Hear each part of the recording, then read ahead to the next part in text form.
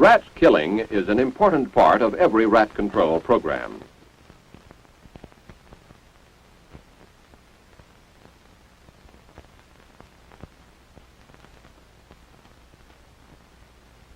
However, in areas where murine typhus or plague exists, rat killing must be preceded by rat flea killing, or these diseases will spread. It is the oriental rat flea, Xenopsila chiopus, which is the principal vector of two rat-borne diseases, murine typhus and plague. When an infected rat dies, the rat fleas carrying the disease leave to seek another host, a rat or perhaps a man. Thus, the killing of rats infected with murine typhus or plague merely releases fleas which spread the diseases to other rats or humans. Therefore, these fleas must be destroyed before the rats are killed. Thanks to scientific research, rat fleas can now be killed by using DDT as a 10% dust. The action of this mixture on fleas is striking and rapid. These two boxes contain about the same number of healthy oriental rat fleas.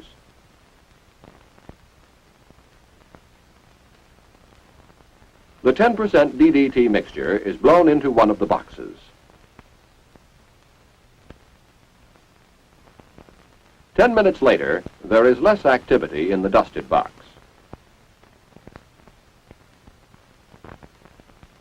After 20 to 30 minutes of exposure, fleas in the dusted box are shaking and having tremors. After 4 hours exposure to the DDT, all the fleas in the dusted box are dead. But the problem of killing rat ectoparasites is to get the DDT dust to the flea. Fleas are found not only on the rat, but since fleas drop off after feeding, they live in rat runways and in rat nests. If DDT is dusted about 1/8 inch thick in the proper places, the rat can be depended upon to spread it to the fleas. DDT dust has a long-lasting or residual effect, thus it continues to kill fleas for many months. Later, when the rat runs through the patch, it picks up the dust on its paws and fur. In preening, the rat distributes the dust through its fur. The dust kills the fleas on the rat. Effective dusting is possible with simple equipment, such as an ordinary hand garden duster adapted to DDT use.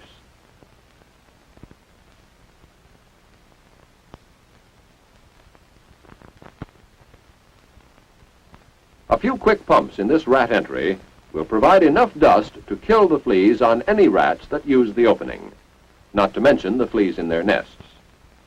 Rats emerging from the hole cannot avoid passing through the dust.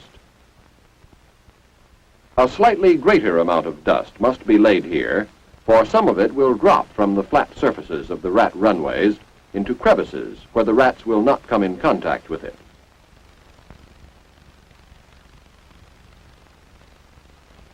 The dust must be spread wherever the rats are likely to travel.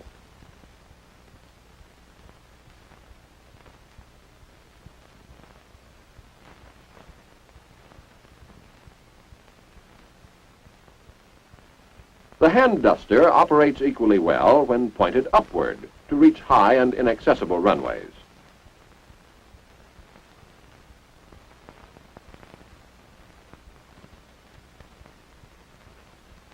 Rats have no hesitation in going through DDT dust patches, provided the dust is spread in their path of travel.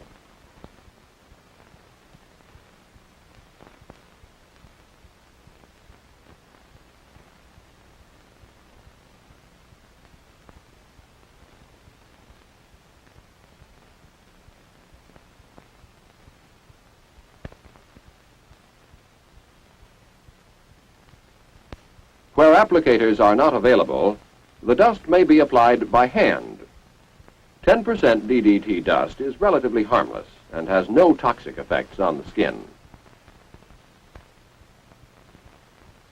Around readily accessible rat holes and runways, the dust can be placed accurately and rapidly.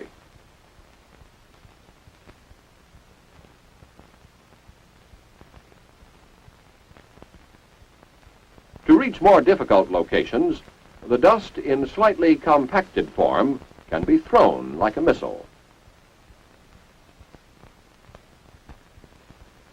It requires skill to hit the desired spot and to leave a good patch, but with practice, great accuracy can be developed.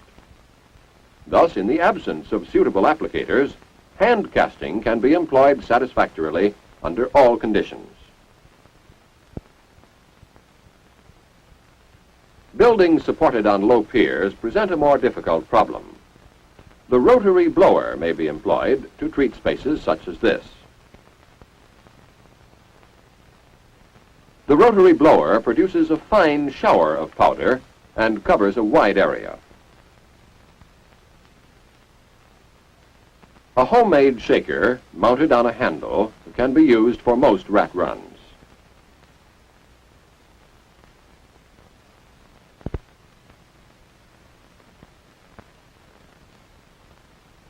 The long-handled shaker is convenient for dusting overhead runs.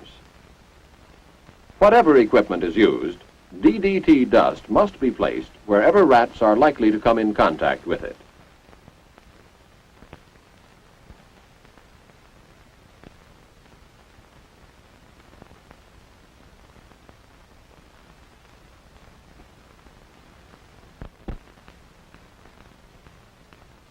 In areas where rat flea-borne diseases have been reported, dusting is carried out by crews on a block-by-block basis. Every building and all grounds are inspected and dust placed wherever rat signs are found.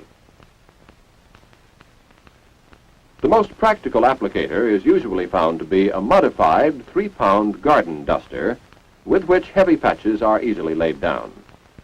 Thorough dusting is the key to rat flea control.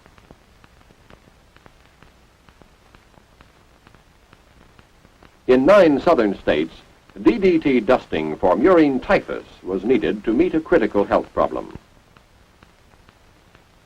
From 1931 to 1944, there was an alarming increase in the reported cases of murine typhus. Then, with DDT dusting, for the first time, the incidence of typhus showed a sharp and continuous decrease. In plague control, time is a critical factor. The report of a single plague-infected rat or rat flea, or a case of human plague, sets in operation an emergency program. Wherever plague is discovered, intensive dusting of all buildings in the area begins immediately. In addition, for protective purposes, DDT powder is used on human populations. The development of DDT has changed the plan of attack on plague. Previously, in plague epidemics, a quarantine line was drawn around the plague area. Then rat-killing measures were begun at the perimeter of the quarantine line, and the rats killed as the eradication men moved to the center. However, valuable time was consumed in treating areas not yet infected. With this method, persons nearest the plague focus were exposed longest. Also, killing of sick rats released infective fleas, causing more human victims.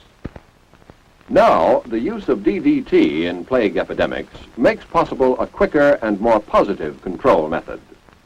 Now, the plague focus is the first to be attacked with DDT. Thus, persons in the area of greatest danger are given immediate protection by killing the fleas with DDT dust. Dusting operations are extended from the plague center to surrounding areas, covering enough territory to provide a wide margin of safety. DDT dusting has stopped several plague epidemics in Asia Minor, North Africa, and in Asia proper.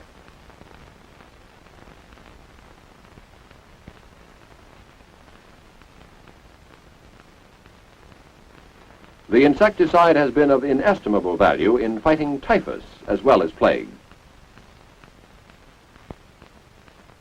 Yet it must be remembered that the rat is the reservoir of both these diseases, and several others as well. So long as conditions for rat life are present, namely available food and harborage, the danger of rat-borne disease will always be present. Permanent control of rat-borne diseases can be attained only by eliminating the rat. To do so requires the practice of all standard control measures: sanitation, rat-proofing,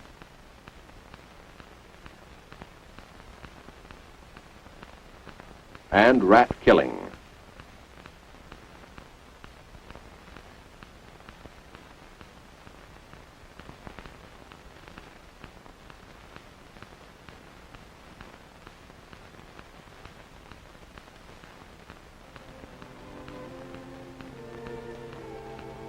When such measures are understood and commonly employed, man will be protected against the disease and damage spread by the most dangerous of all animals, the common domestic rat.